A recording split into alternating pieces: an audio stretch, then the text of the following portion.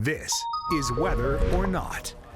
All right, welcome into the Thursday episode of Weather or Not. We're still kind of stuck in our steamy pattern, eventually going to get some more storms around once again, and also continuing to keep up with the flooding story out of Texas. Yeah, certainly a lot of flooding going, and let's take you once again after the storm. We'll start with the one here locally with Chantal.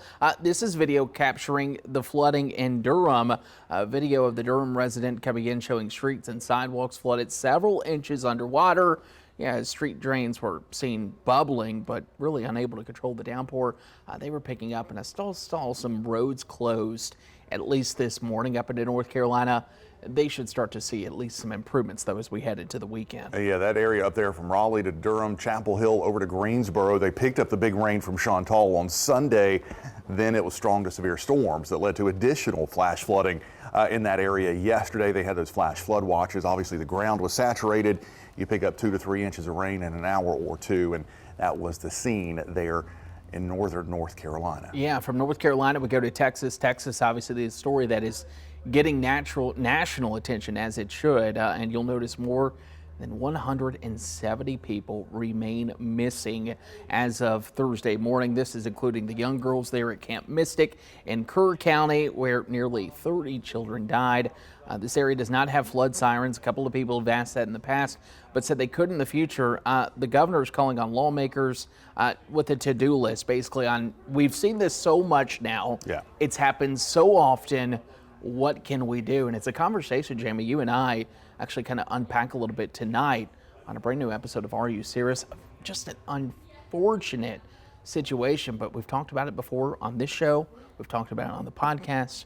Weather often repeats itself. It does, and that especially area, there. yeah, that area of Texas, the Texas Hill Country, is referred to as Flash Flood Alley, and the same area that had that 4th of July flooding has also had similar major flash floods. There was one, I think it was 1980, 1982, that unfortunately also swept a school bus off the roads. That school bus also full of children who were there at some of those camps back in the 80s, and there's been frequent, as we mentioned, flash floods on that river. So some sort of warning system, certainly not a bad idea. Yeah, certainly they'll be talking about for years to come. Yeah. We'll be unpacking at least our thoughts, breaking down some of the myths that are out there, and you've probably seen some of the posts about that situation, all that tonight on a brand new episode of Are You Serious?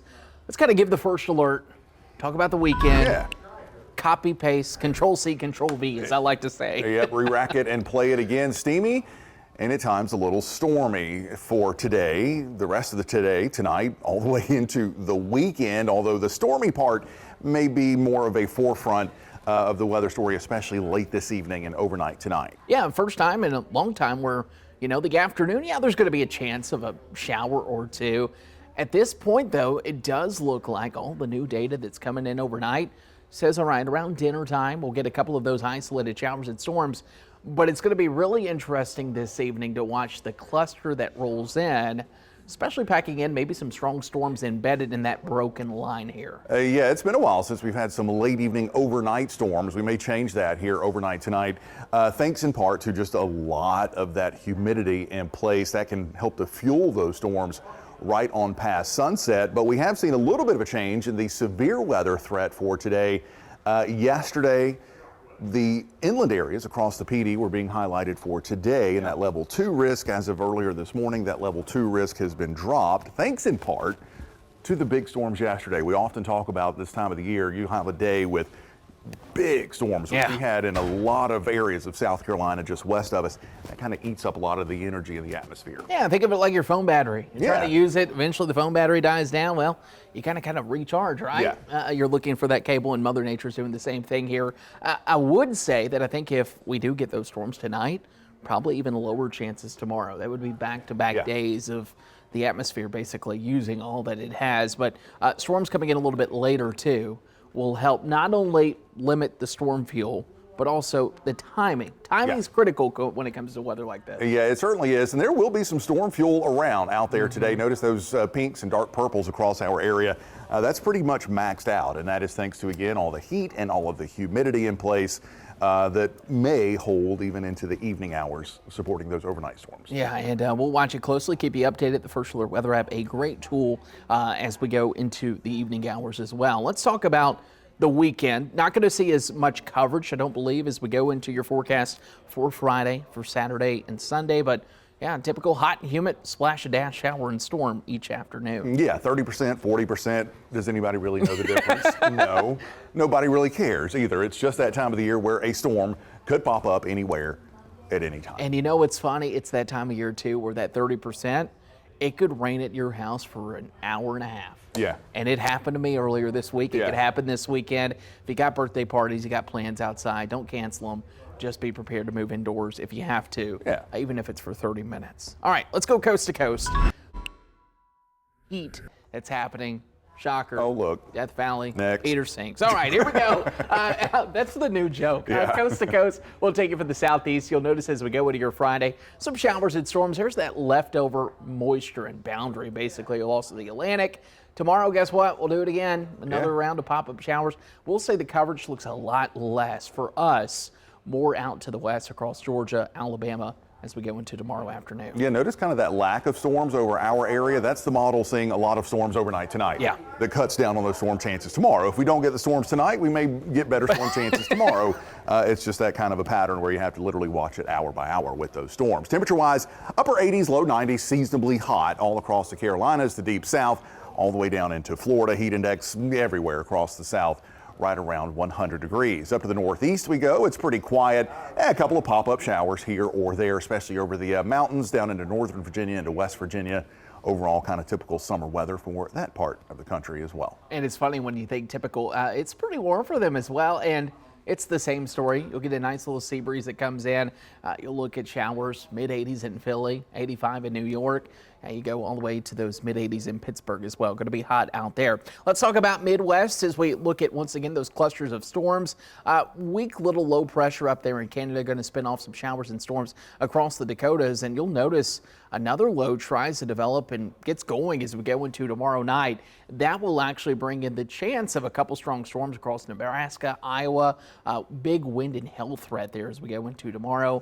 It's pretty typical, and you'll notice their temperatures actually not bad. It's been a lot of clouds and a lot of rain there lately. Yeah, 70s and 80s, not bad for this part of the country this time of the year. They could easily be into the upper 90s and 100. Into Texas and the deep southwest we go.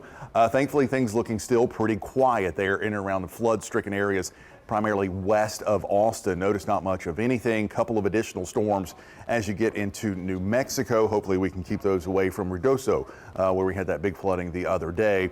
And overall, pretty quiet, certainly dry there across the desert southwest. Not a lot of monsoon activity happening just yet. Yeah, it's actually kind of been quiet around there, and that will ramp up in the next couple of weeks. 110, the temperature in Phoenix, 73 in San Diego. I wouldn't mind to go there as we go into that forecast. We'll continue with the West Coast, and yeah, you were quiet yesterday. You'll look at more of that weather that is looking at low pressure off the northwest, but yeah, calm, clear. There's going to be some spots tomorrow.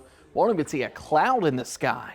Would love to be out there. Severe clear, as Chief Meteorologist Jamie Arnold likes to call it. Yeah, and seasonably hot. Even Seattle creeping its way up to 81 degrees, 116 there in Palm Springs, 70s from San Francisco down to LA. All right, let's take you to our See It, Snap It, Send It, where we love to showcase your photos. And if you have a photo, let us know. Scan the QR code. We'll show you that here in a second. But I tell you, you get a tropical sky out there at sunrise. Yeah. It's beautiful. James sending this in. We've had enough showers and storms offshore, too, where you can see that cloud, the thin layer of clouds out there. Yeah, we've had some good tropical sunrises so far this week. They have certainly been beautiful. James, we love that. All right, let's take it to the next one. And as we show you, it's not just us enjoying the rainbows. How about Nora sending this in, this pup? I don't know the name of the pup, but beautiful photo. Rainbows past couple of days across the area. It has been a rainbow fest around here for the past couple of afternoons, and a little pup there enjoying that beautiful sight. And of course, if you see a photo or a rainbow or sunrise, sunset, raindrop, whatever it might be, scan the QR code and send it to us. You can see it, snap it, send it. It'll take you to our First Alert weather app. At the bottom of the app, there is a place to submit your photos, and we'd love to show them here on Whether or Not. That does it for our Thursday edition. Yeah. No show tomorrow. Yeah. And I'm on vacation And then mode. you're on vacation all next week. I'm on vacation late next week, so we're going to take a little pause. It's our pre-hurricane season vacation. You have to do it. Yeah, before the heart of it kicks in, try to take a little downtime, get recharged. Yeah.